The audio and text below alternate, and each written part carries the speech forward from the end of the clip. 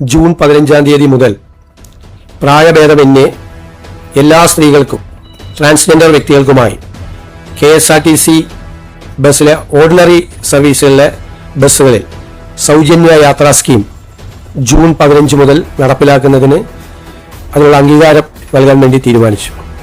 ഇന്ദിരാ ഗ്യാരണ്ടിയിലുള്ള ഈ പദ്ധതി പ്രിയദർശിനി എന്ന പേരിലായിരിക്കും അറിയപ്പെടുന്നത്. വരുമാനം കണക്കാക്കിയിട്ടില്ല, പ്രായം കണക്കാക്കിയിട്ടില്ല, കണ്ടീഷൻസ് ഒന്നും ഇല്ലാതെ ആദ്യം ഓർഡിനറി ബസ് സർവീസിലാണ് ആദ്യഘട്ടത്തിൽ ഈ പദ്ധതി സൗജന്യ യാത്ര തീരുമാനിച്ചിരിക്കുന്നത്.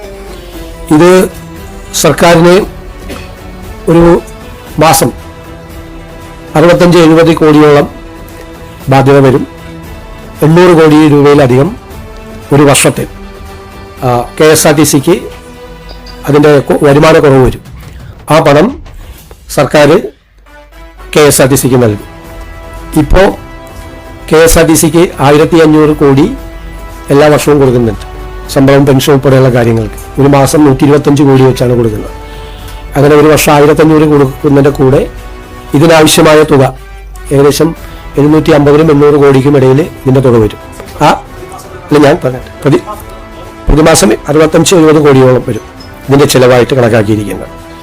അതാണ് 750-800 കോടിയോളം രൂപ പ്രതിവർഷം വരും.